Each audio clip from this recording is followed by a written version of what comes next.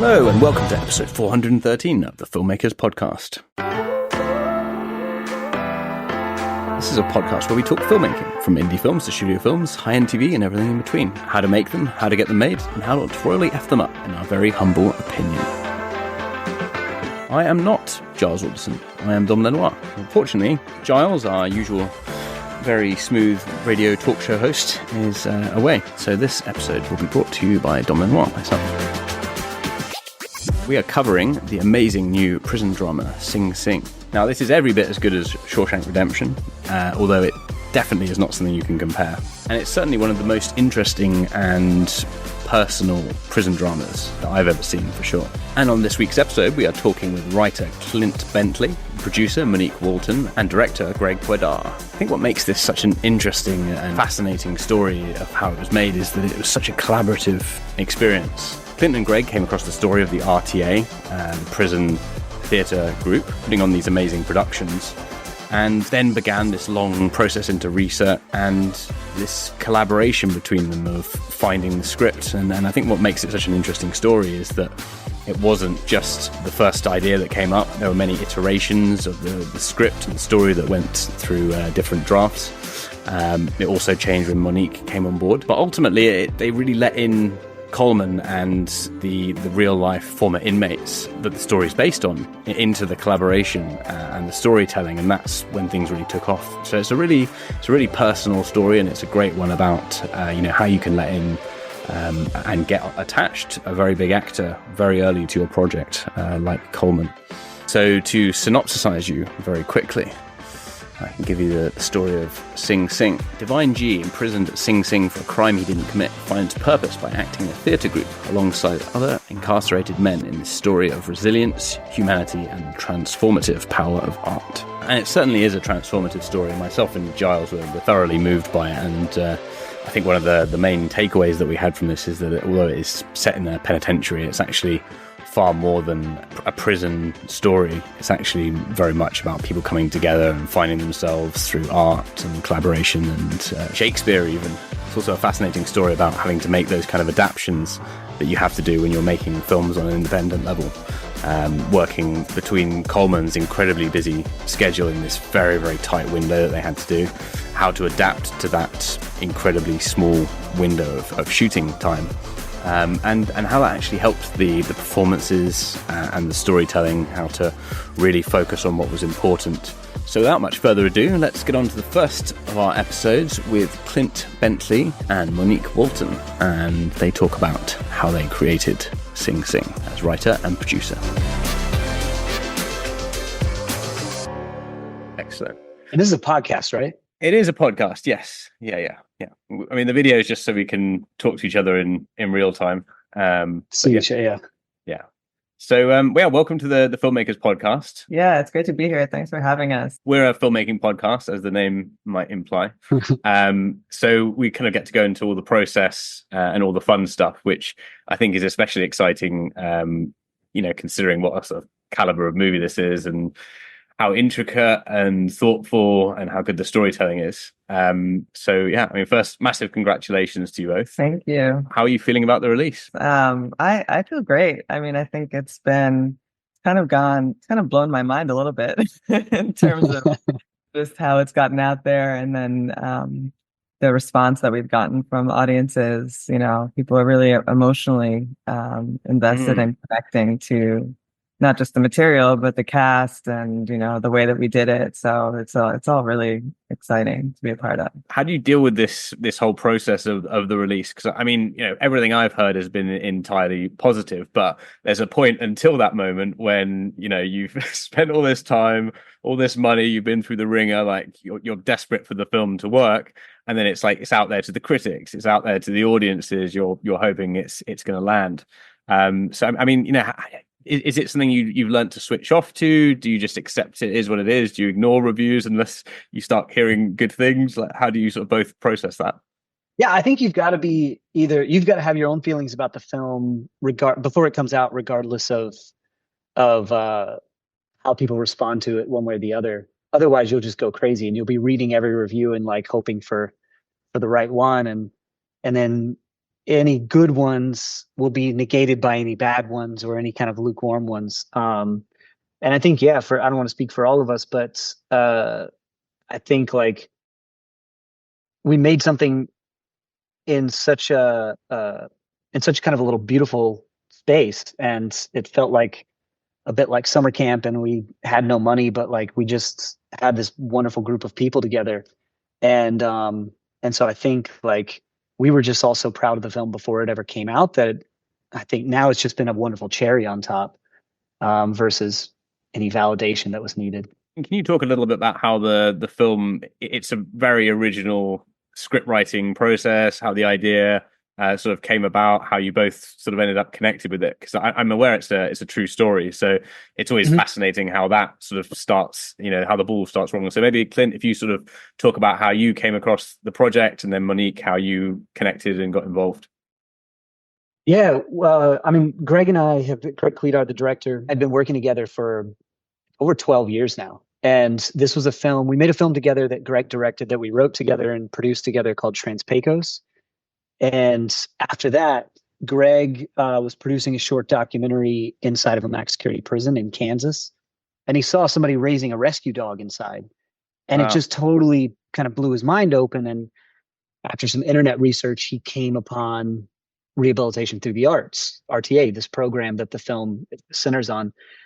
And he found an article in Esquire, and it just like he knew kind of immediately he wanted to make that into a movie, and he sent it over to me. This was 8 years ago now when this happened, this moment in time. And it was just immediately clear like what that movie was. And the tone was the tone that kind of ended up being in the movie, and kind of takes it outside of a prison genre film, was there from the beginning in terms of what Greg wanted to capture. Now, then it was a 6-year process of trying to figure out how to actually get that right on the page, And a big part of that was we met the real Brent Buell, and we got to know him. And then through Brent and through RTA, we got to know the men who had been inside and were now out, now back home, like Clarence Macklin, the real Divine I, and John Whitfield, the real Divine G. We met those guys 6 years ago. And we met Dap, and we met Dino, and all these wonderful people who ended up being in the film. And we also went inside the prison. We went inside Greenhaven. We weren't able to go inside Sing Sing, but we went inside Greenhaven to actually volunteer and take part in the process, to actually see it for ourselves and see it through our own eyes. And so, yeah, it's something that, like, I think the thing that's kind of special about it, and it was a really hard script to write and a really hard process to get right. And through that, like through writing that script, a big part of that was just opening up the process and bringing Divine I and bringing Divine G into that writing process, bringing Coleman into that process, meeting Monique 4 years ago now, I think. Okay. And Monique coming into that process as well, and helping us kind of like craft that story.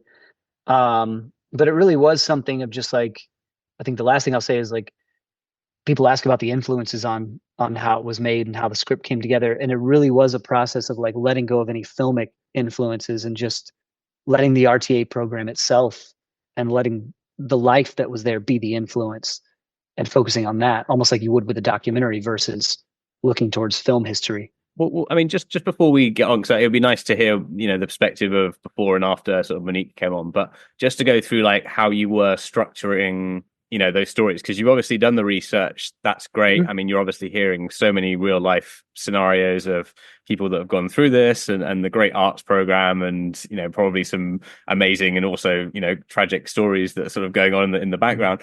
But like, how did you think about structuring where to begin the story versus whether to show a lot of it outside the prison, whether to keep it like, I mean, you sort of mentioned summer camp, which I think is great because it has this sort of sunny disposition, but it's also this, it's in the penitentiary. So I think it works to its favor where you set it. But I mean, how do you set those start and end points, in the script writing process? I mean, trial and error was the big thing, which we did like 4 page 1 rewrites on the film. Really? Wow. And it was always a process of like, we started very wide at first and just thought, okay, well, let's write an ensemble piece. And there is no main character. The main character is the program. But then it's too much. You're trying to do too much in an hour and a half film. You can't get it. You You don't really get anything across in that way. Then we went the opposite direction and we centered it on, we created a character based on a lot of different men's experiences, and really just like locked into this one person who's going through the program. But then that was too small and you couldn't see all the other things that were going on. And, all throughout that process, as we were trying different plot lines, the characters were always the same. The spirit was always the same. Greg had an idea of the film that he wanted to make where he knew that a lot of that stuff that you see going outside the program and seeing like fights or riots or whatever kind of like tropey things that are dashed into prison movies and prison shows to like get the drama up. He wanted to avoid that like the plague. And that was something we in every script, we always stayed away from stuff like that and just focused on the work that the men were doing inside, because that felt special enough and it felt life and death enough just to ask the question, like, can you reclaim your humanity in a place that works tirelessly every day and is designed and built to take away your humanity as a person? It's an interesting point as well you said about sort of the day one rewrites, because I feel like if you've got a good story and you've got good characters, even if you're doing like a massive restructure, it's actually it changes dramatically, but then it's also very similar in a way, like what the characters are going through, what the heart of the movie is. And I think that's sort of testament of a writer, is being able to completely throw things apart and then build them back together again. Yeah, you do. It is a good point where you do have, it's a bit like finding it again, almost like you would with a documentary, where you're collecting a lot of material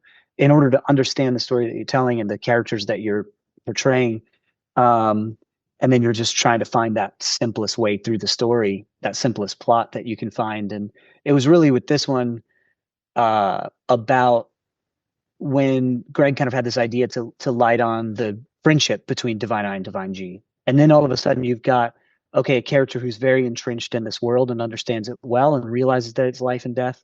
And then another character who is fresh eyes coming into it as seeing it the way we will see it as an audience, but then also kind of thinks it's corny and ridiculous at first.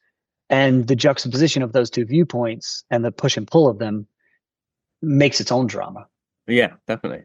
So let's talk a little bit about Monique, how you got involved in the project, what sort of state it was in terms of like what was in place, and how you heard about it as well. What was in place, Monique? Yeah. What was in place? Well, I mean, there was a lot in place. I laugh because, in terms of the traditional way of making a film, like, was there a script in place? Not really yet. Was there financing in place? No.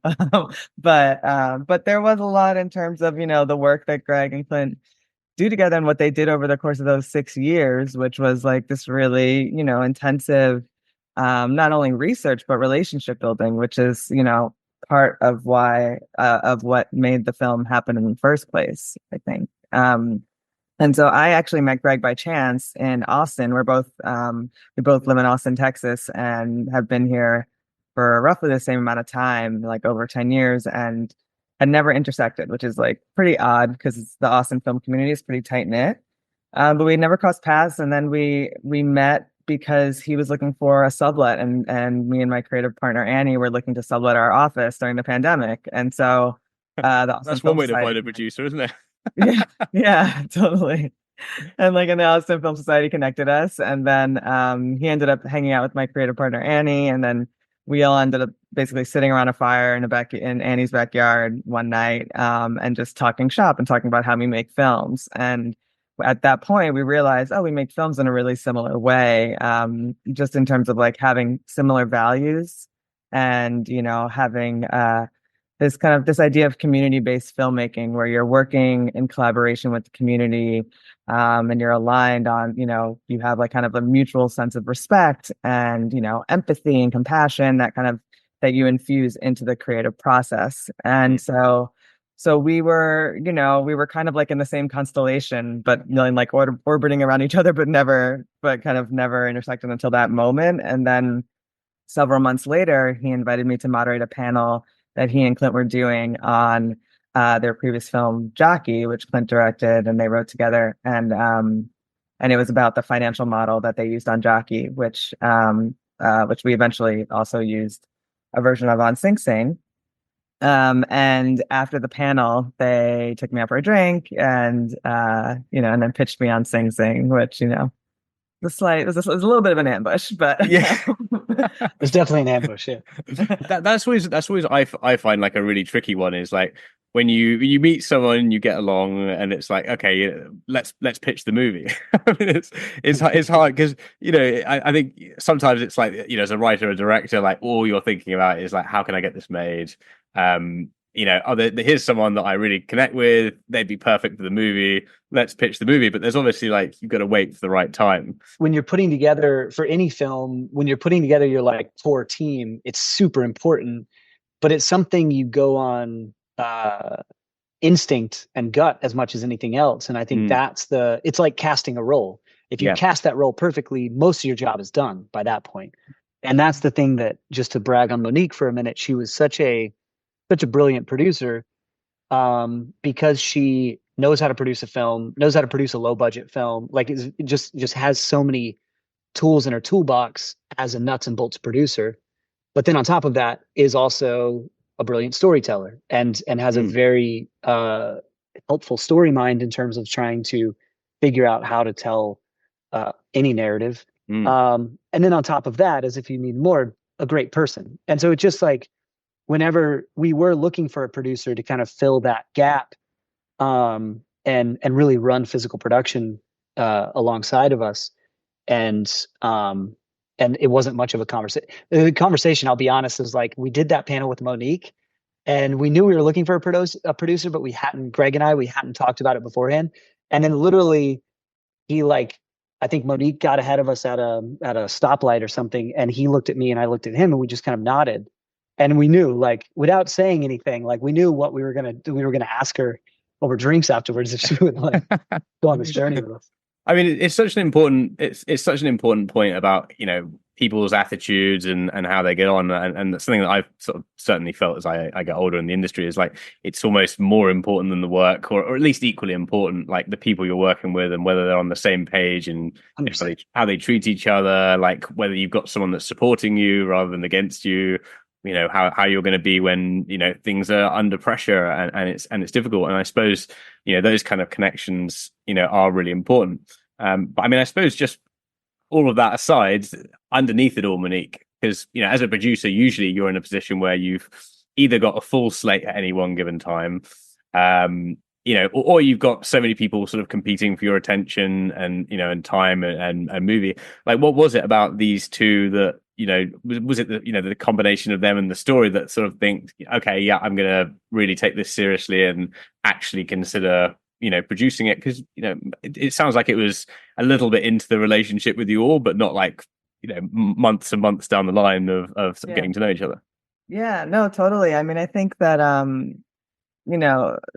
firstly, like they had a great pitch. Like even though it's just so funny to hear that they literally just like nodded to each other. Clint's so happy. They really did. No, it's just like they perfected and in a way, it's like if you listen to a pitch ever, it's like anything that feels like very pitchy, is like not good. Like I feel like they had just a good way of sharing what the story was and the origins of it and how they kind of connected to it.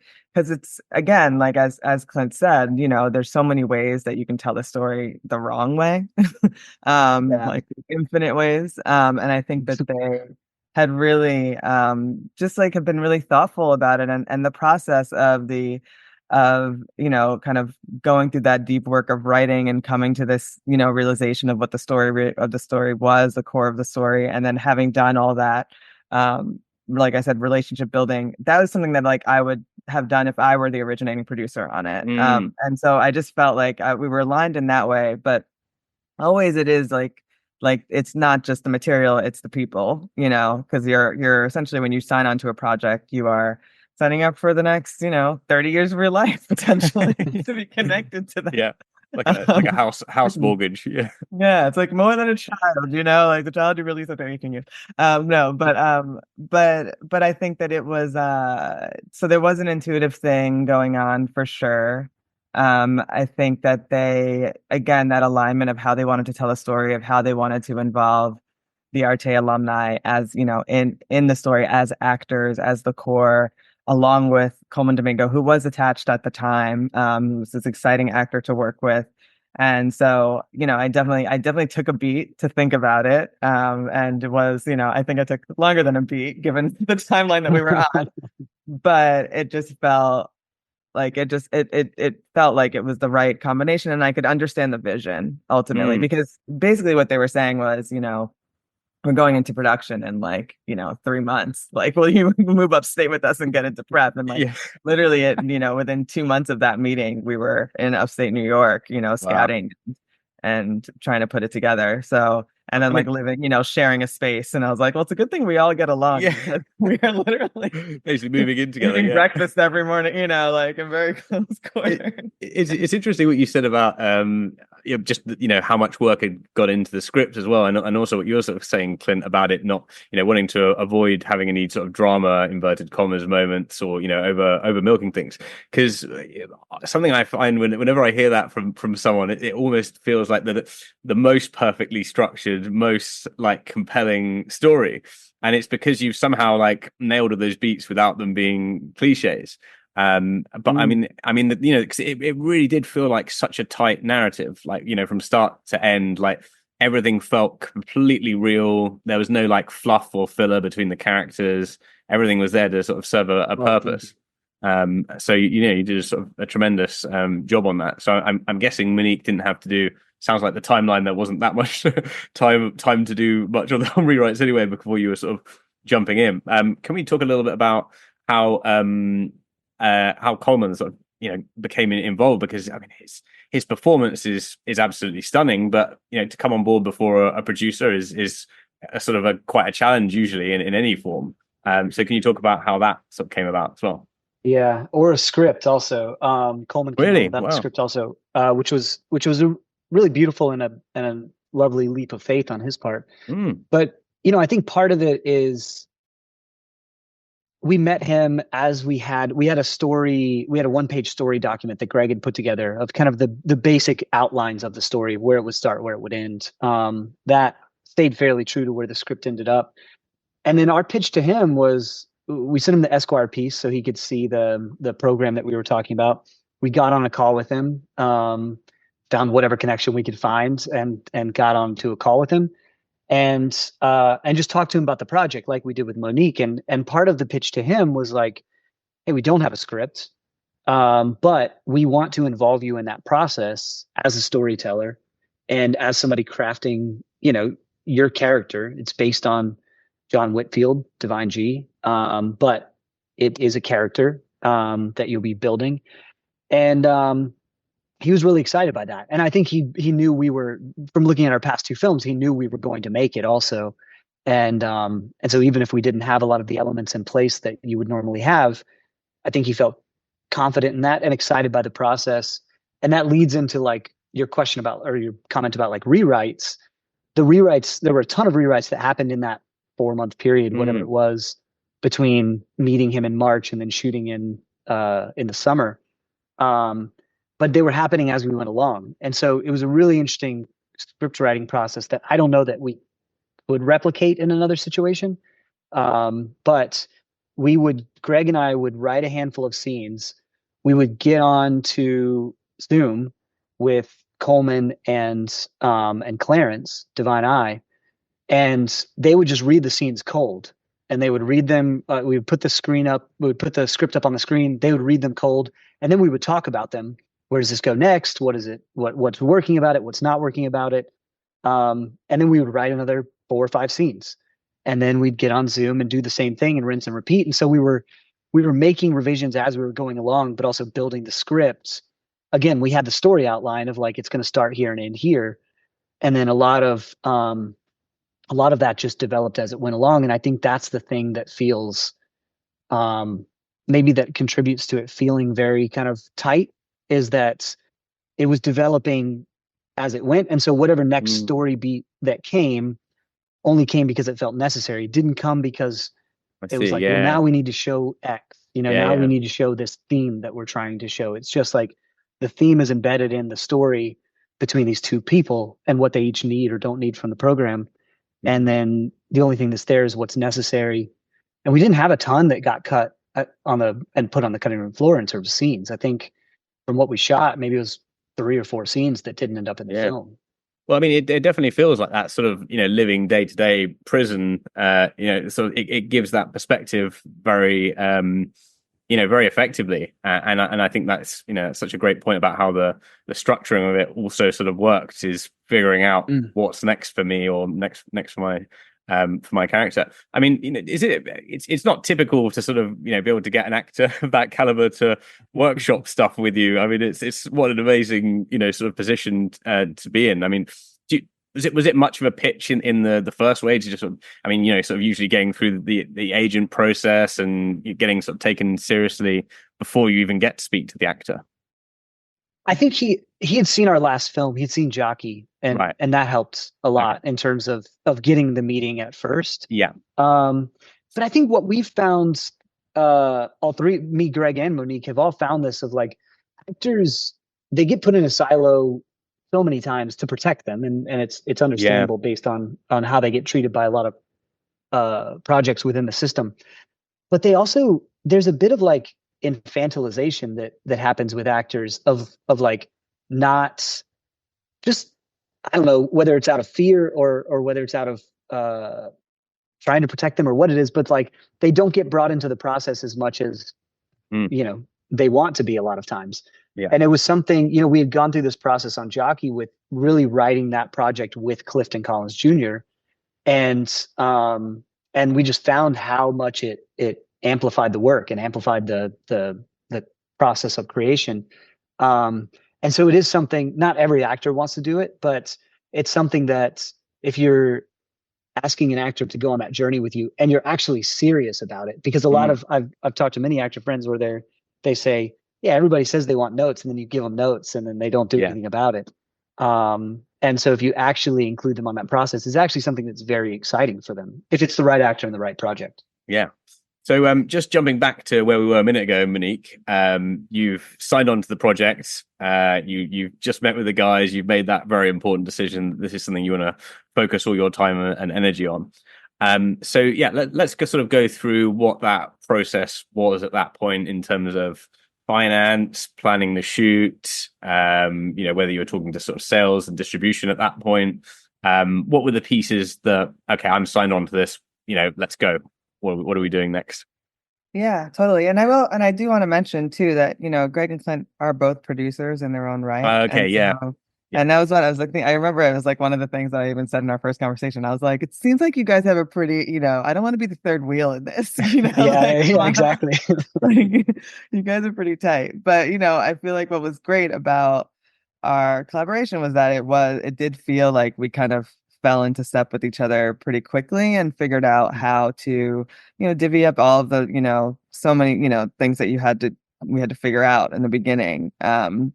And so it was really kind of everything was happening concurrently. It was like we were figuring out who else to bring into the sphere, because again, like we have to kind of like cast not just our cast, but we have to cast our crew as well. So who else do we need in our production team, in our creative team? And then we were also thinking about our cast and our casting approach, which I can talk a little bit more about. And then we were thinking about how were we going to finance this the project. Always helps. And so those were like the big things. And then at the same time, we were also like, okay, once we figure out who else we're kind of bringing into the fold as far as logistics are concerned, then we've got to start scouting, because we've got to figure out where we're shooting this, as soon as possible, because that's going to anchor the film somewhere, and then we have to build out from there. So it was all really fast. It was like literally, in 2 months we were kind of in prep, and I think that it, in many ways, and Greg always talks about, setting a start date and kind of like holding to your start date to create that urgency. For us, it was a combination of like, we set it, but also it was the only window that Coleman Domingo was available between his 2 big movies, Rustin and The Color Purple. So we had to, there was no wiggle room on that window. We had to shoot. Massive movies. I mean, what great. And that's also testament that, he's willing to slot it in, the agent's willing to. It shows everyone believes in the project to.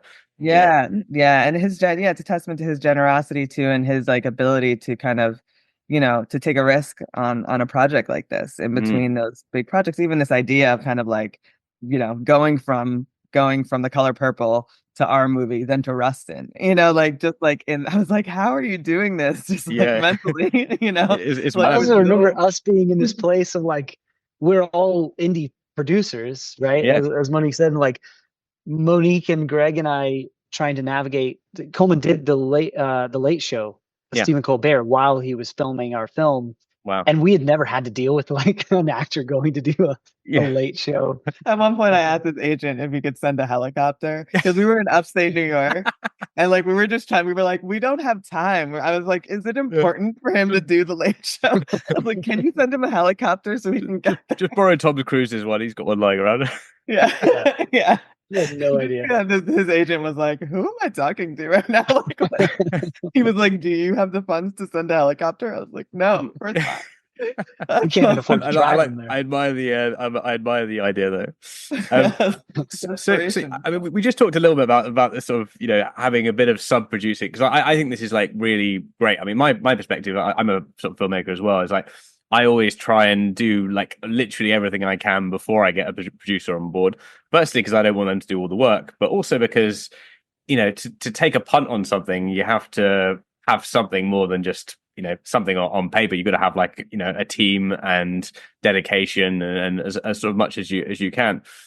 So, I mean, what actually did they have from a pitching point of view? Was it all verbal? Was there like pitch decks? Mood boards? I mean, we sort of discussed treatments and things like that. What was the accompanying things that you sort of maybe had in place, as well as all this research? Yeah, accompanying materials. I believe it was a treatment, and then, but there was a long treatment. It wasn't just a one pager. I think it was like several pages, maybe 7-page treatment or something.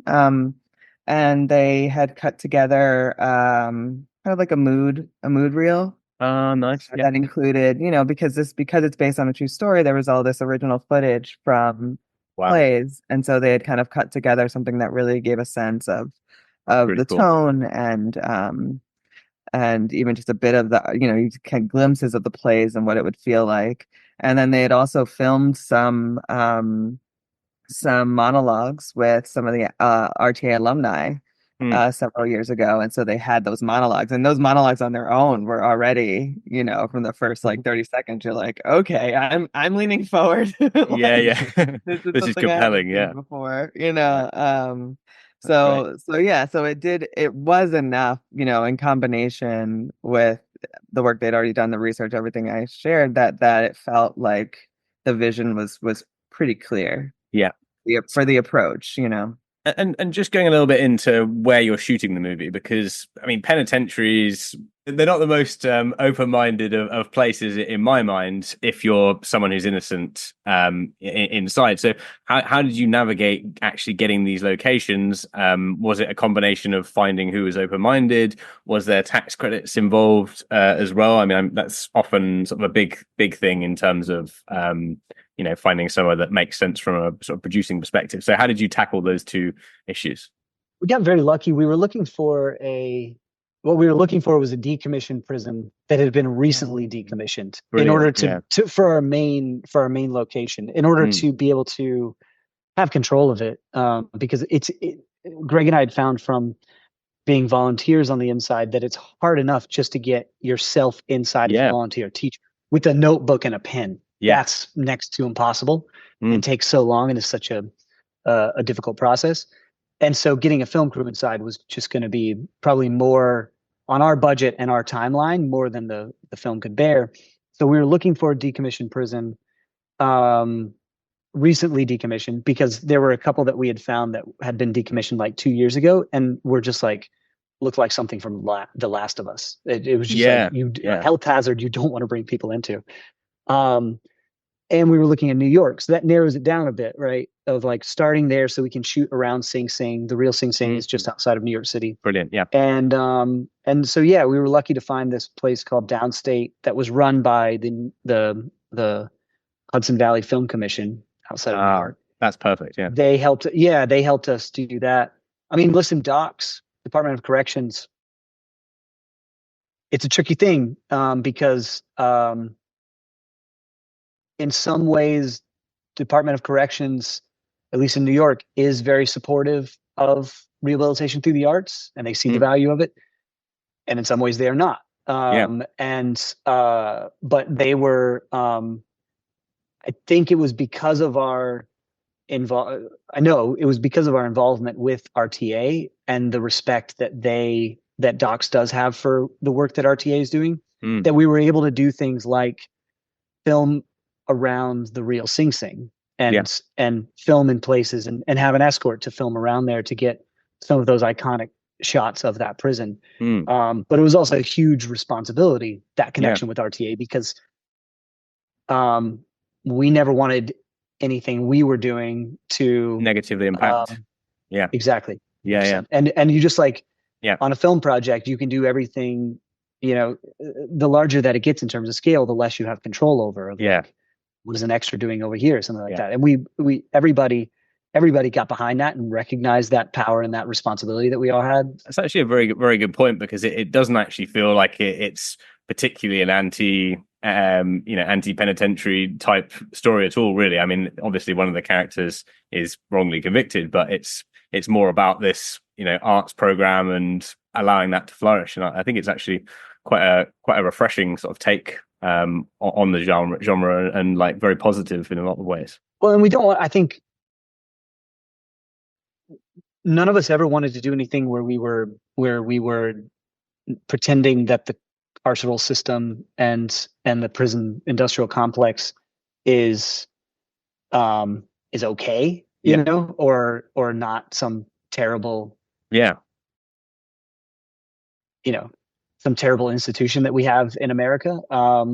But we wanted to take a cue from the people inside who were going through this process and just focus on the work that they were doing in that space.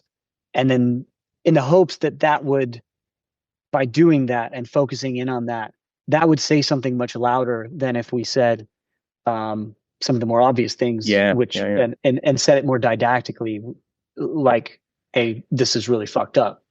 Our prison system, but by showing these people in this situation and what they have to go through just in order to put on a play and try and again refine their humanity. It's a really human way in, and I think that makes it really relatable, and I think that's why it's so affecting and powerful. Is it is just so real, for sure.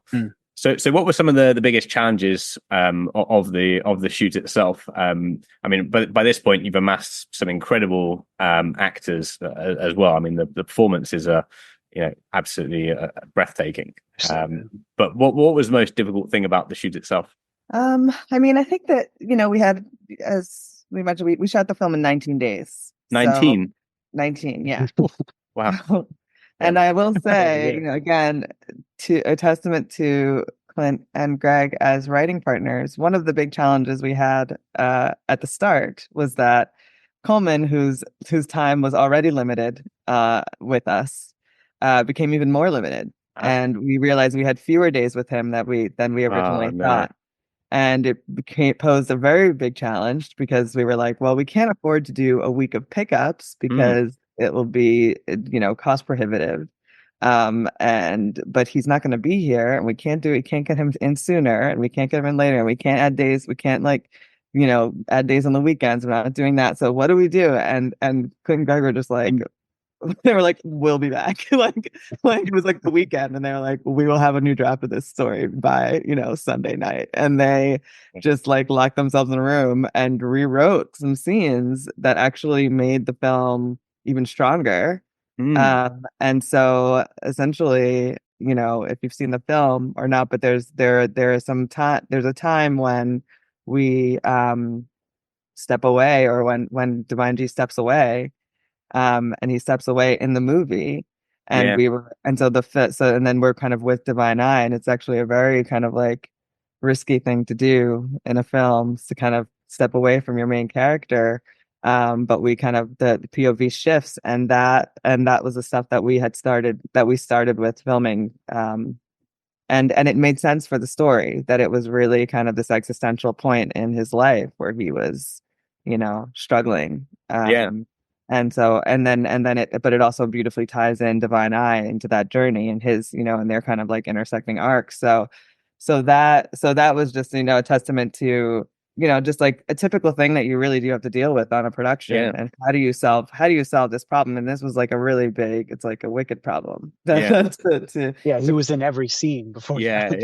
He was in every scene. But it is great that you managed to find those solutions out of the difficulty and also make them so poignant. And that whole storyline is one of the things that sort of almost goes into like a spiritual sort of element and larger than the prison system. It's so much more than that, and it really does sort of solidify the movie. So I mean, just to sort of wrap up, because I know we're sort of nearing our time. Are there any advice that you can both give to your younger selves, maybe trying to make your first feature film, or even a moment when you're sort of struggling and if you could tell yourself, okay, maybe just do this and you'll be kind of okay, that would be really cool to kind of know.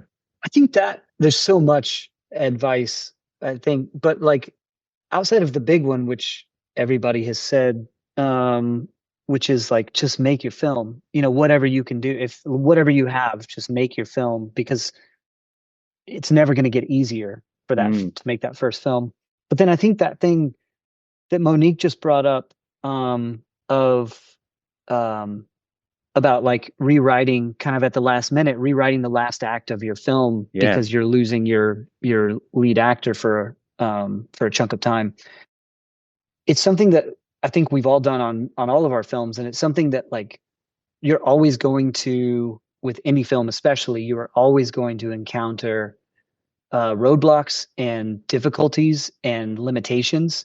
And you can either pretend those don't exist and then they're going to make your film feel smaller, or you can try and they can stop you from doing what you're doing and then you don't get to make your film. Or if you can embrace those limitations and say, what is the world or the film gods or the universe, whatever, like, what path is it trying to show me that I don't see now?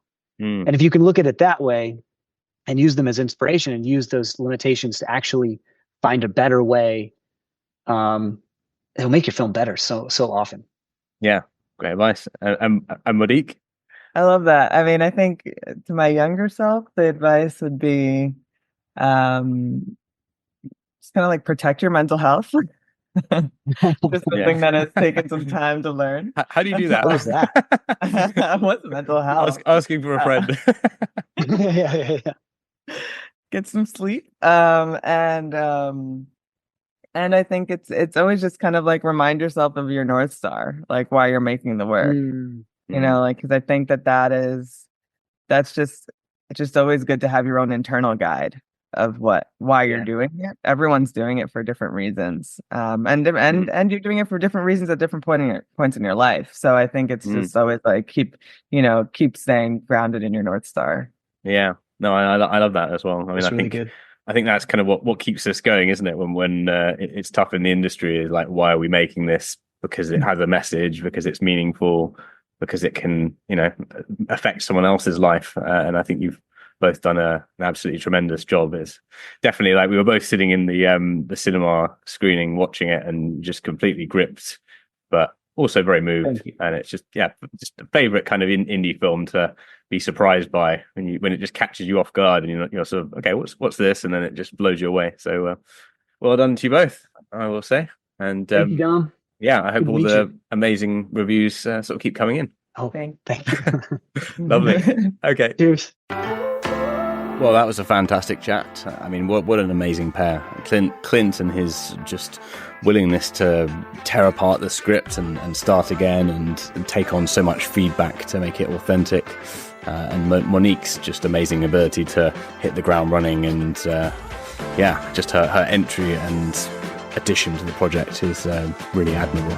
Let's get on to Greg, the director, and hear his take on this brilliant drama. Hello?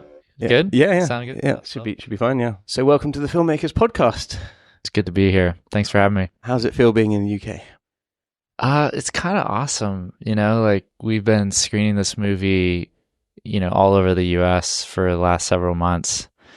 Been in countless theaters with audiences, and so now, to travel kind of to a new country and start to expose the work here, I think the most beautiful thing is it reminding me of how much we have in common, to be in these rooms and to see us laughing at the same exact moment, or the tears to flow at the same exact moment. There's something quite special about that. That's to see that we can all be touched in the same way. Yeah, definitely.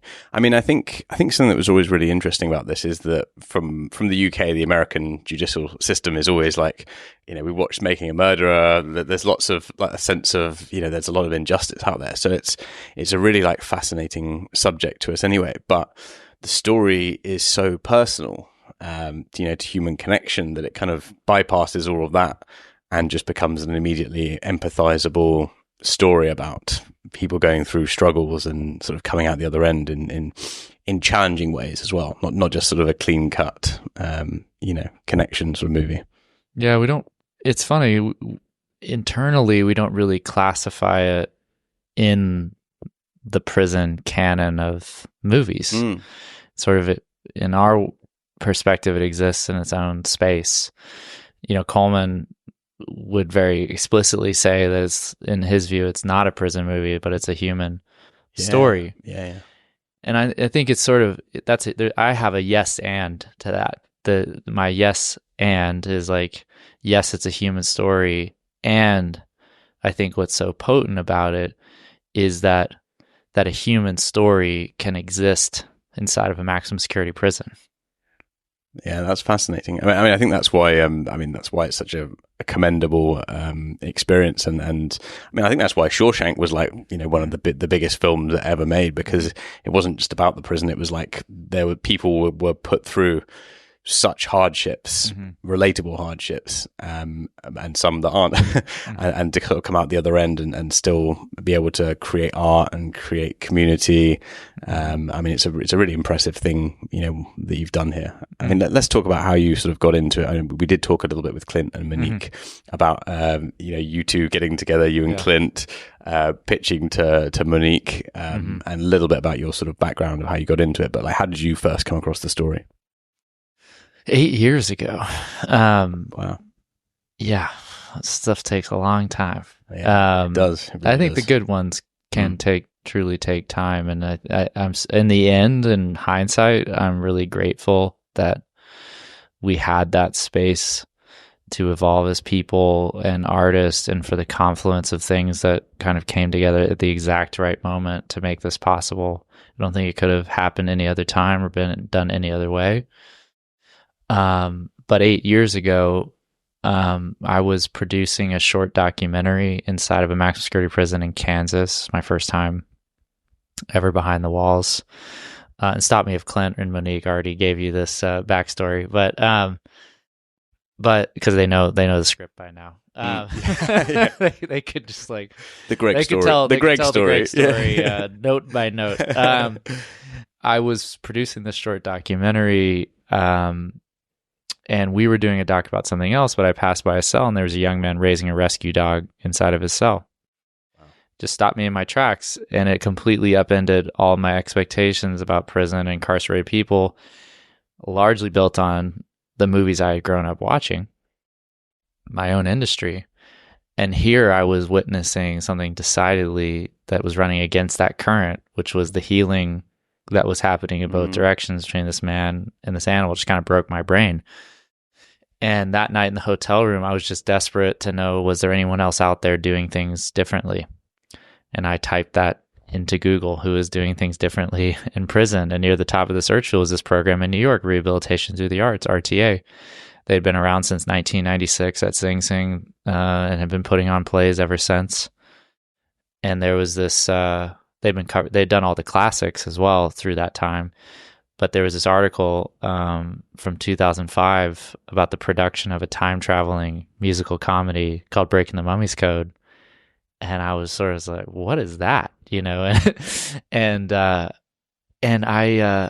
I think the first thing that I just grabbed onto was just the tone of it. You know, this madcap comedy juxtaposed against the environment it was set within, and the joy in the process for everyone involved was so contagious. And I was like, I want Mummy's Code in my life, you know? And that would have been a different title for the film. yeah, exactly. And so I reached out to, I sent it to Clint and he sort of immediately resonated in the same way I did, which is usually a good sign for our working relationship. And, you know, reach out to the real Brent Buell, and got on the phone with him pretty soon after. And one of the first things he said was like, look, you know, if you want to really understand what this is all about, you need to meet the men who lived it. Come to New York, come to have breakfast at my apartment. I'll invite some of my friends over. And so Clint and I flew up there, and around that table were some of the men who are in this movie now, including the real Divine I and the real Divine G, who are at the center of this story. And that apartment was, you know, what I was realizing is like they sort of created the sacred space of the program. They can kind of create it anywhere. And it was very specifically that apartment because Brent and his wife Janice, you know, often, you know, when men would come home from prison, didn't have somewhere to stay, they would come stay there, you know. And so there's a lot of trust in these relationships that was, you know, when you're sitting at the table, you're realizing like, oh, we're also being interviewed, you know, just as much as we're feeling this story out. But above all else, that was that warmth, that love, that care between everybody there, that we just felt like if we could transmit that to the screen, somehow we would have something special. Was it difficult translating all these incredible experiences into like a very structured script, a story format? Because I told you this was 8 years in the making. Yeah. So yes, incredibly difficult. Because it does. I mean, I said to the other two, like when we were on the call, like it feels incredibly tight. It feels like every scene that leads one to the next. But it also sounds like you went through a lot of reiterations and redrafts. Yeah. You know, to find what the start and the end point is, and you know the natural sort of paths of the character. Because I mean, I suppose it is different to just, you know, a standard. Let's create something from scratch that we don't know anything about. Mm-hmm. Let's make some story beats, and then you know this happens at this point in the script, because you're trying to fit in with real people. I mean, how much of a challenge was that? You know, Clint and I, across our whole careers together, we have always brought, you know, a real journalistic approach to the stories that we tell, and we spend a lot of time in these settings, and we really try to listen first.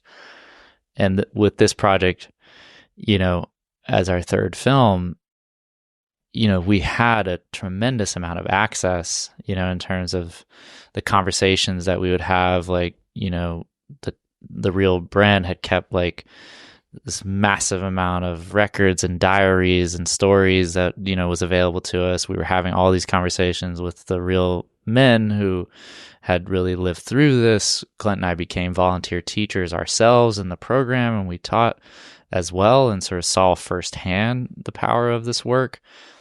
But across a lot of the versions of the script that we wrote, we would still have these moments of everything we were taking on board, and then we would go away and write a script and try to channel all that and synthesize it and invent a lot. And every time we would read it or anyone else would read it, it always just kind of felt like an imitation of what it was really like, you know? And I think the final breakthrough that needed to happen, that came quite late, about 6 years into the process, was realizing that if we were going to capture that energy around the room, which is ultimately a community-based experience, that our development process needed to mirror how the program actually functioned. We needed to widen our circle. And as we were centering the story on this friendship between Divine I and Divine G, that was our first step, was inviting Divine I and Divine G into the storytelling process with us. And the second we did that, you could just turn a recorder on, because the banter of like how we were all thinking about the story and the discussion and the dialogue and all, it immediately had that feeling again, and we were able to then finally put it on the page, and it was like, that's what it feels like, That's amazing. I mean, that's such a parallel to like what you're seeing on screen. I mean, it's sort of, the line definitely blurs. When we kept expanding that circle little by little, and so Coleman was the next person that we brought on, because once we had discovered that storyline, we didn't have a script when we met him or a budget, but he was really relished in the opportunity of the open canvas of it all, that he could help build that character alongside of us, help shape the story and how we would ultimately tell the film. And instead of it being a thing that would normally keep someone of his caliber from engaging, feeling like that would be too early or too soon, it was actually the advantage that we had. Yeah, I mean, I did discuss that not much, but a tiny bit with Monique and Clint. And my initial thought there, and I'd love to sort of hear your perspective on this, is like, to get an actor of that level to, obviously, like, they want to collaborate, but to pitch it to their agents or their team, right? That we've got nothing. I mean, I'm not saying you've got nothing, but you know what I mean. Like, that's how it sort of comes across. Is like we've got tons and tons of notes, we've got all this amazing research, but we haven't got a script. Yeah. At that stage, you hadn't got a producer.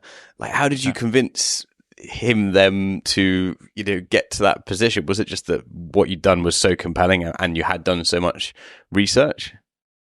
I remember it really clearly because he came on and said he wanted to make it with us on the first Zoom. Wow.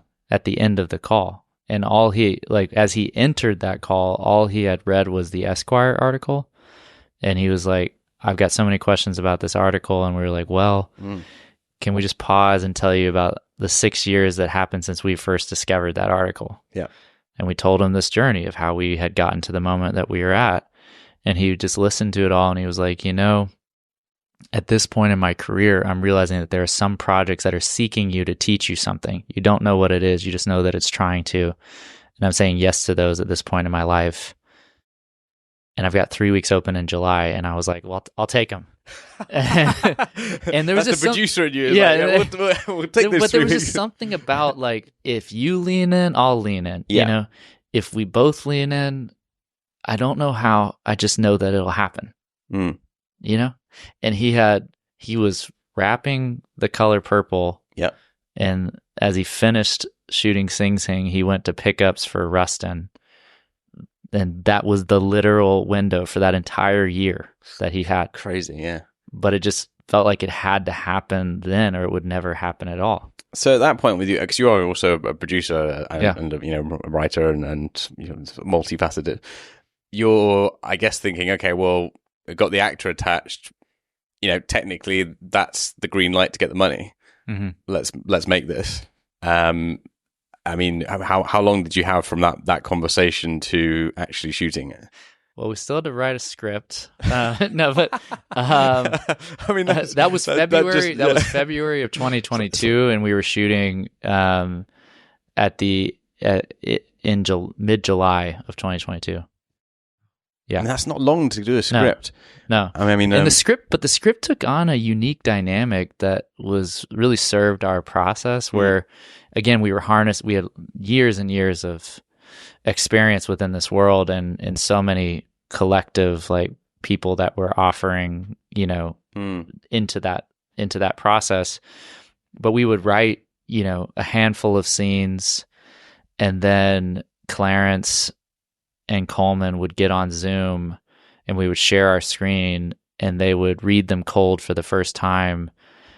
And then we would process them and see and tweak them. And then we would read them again, and we would talk about where could we go next. And so we were writing and rehearsing at the same time, which was quite, actively workshopping it basically into fruition. Yeah. Yeah. And so by the time we got to the set, we were all very confident in what we had and what it would feel like in terms of the spine. And then the rest of our cast then, had this framework to enter within to then, widen that circle and lift us up further.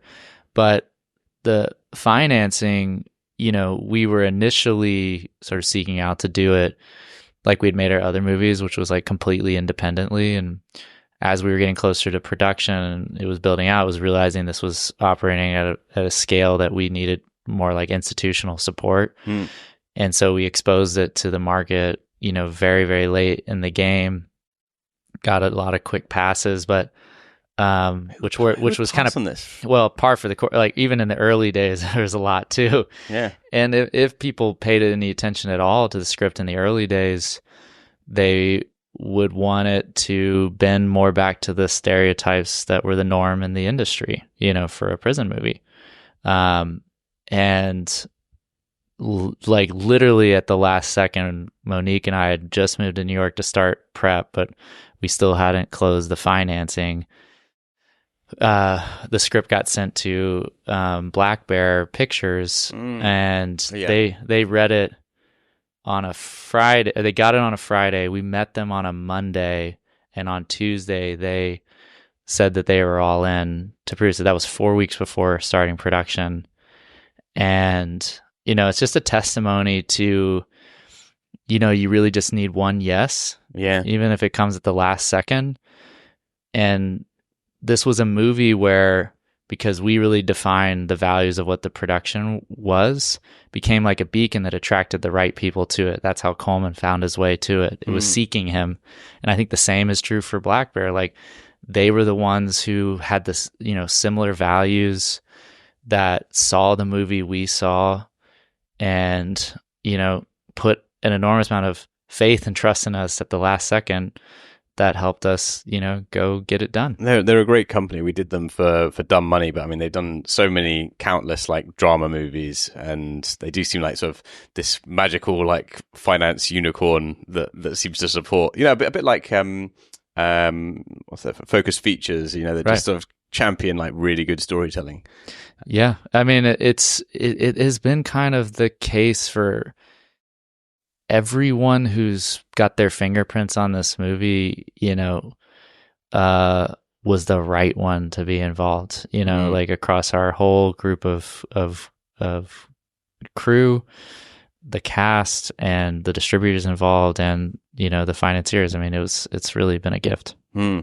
So, I mean, it sounds like you've got a very good collaborative team, like the actors, you know, Clint, Monique. You've got like a huge infrastructure of research and real life, you know, people that can back up all of the information to sort of support your storytelling. But like, what were the hardest bits about set? Like, what didn't go well? What was a challenge? Like, what were scenes maybe that you were like, I can't make this work, or those kind of elements? Or was it just like literally running out of time because you've got so much to shoot?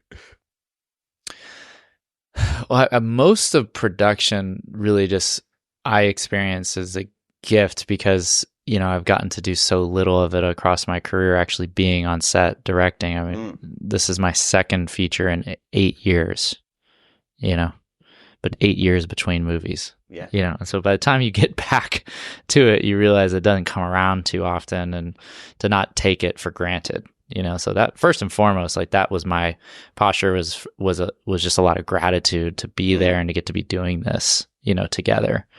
And it really was a culture that was reflective of those safe spaces that I told you about that existed at Brent's breakfast table and in the program itself. And when Clint and I were teachers inside, I mean, it, you know, and I think it was sort of standing on the shoulders of everyone who had come before us, you know, and we were taking a lot of cue and had a lot of the men around us who were reminding us of those core values of, you know, what they had built so proudly, you know. But I would say the hardest thing to, a couple things that were hard to figure out was, and just be in the room for was like the clemency hearing, you know, for Divine G. It took a while to find that on the page, you know, because it's like, how do you write sort of a courtroom scene in a way that feels like truly honest to where that character is in the moment. And I remember in the development process, I had come across in the New York Times a parole transcript. And I remember just reading it and being so riveted because on one side of the table, you have these commissioners who, are doing maybe their 12th case in a day, and there's something very casual about the proceedings. Casual and very cold in a way. It's just rudimentary. People are pouring their hearts out, and it's just these blanket answers that don't seem to have anything behind them. And on the other side of the table, as you just said, there's someone fighting for their life. And that tension in that moment, is so intense. And yet, I remember calling Divine G and just being like, I have this idea of, I read this thing in the New York Times. Maybe we can like stitch together a bunch of these parole transcripts into your clemency hearing scene, and it'll really it'll be real, And Divine G was like, wow, that's really interesting. Or you could just use my transcript. Wow. And everything in that scene, it came from his actual parole transcript that we repurposed into his clemency hearing. And the reason we didn't have access to that because it was sealed. But he was really asked, are you acting in this interview? That was not something that was written. Oh, yeah.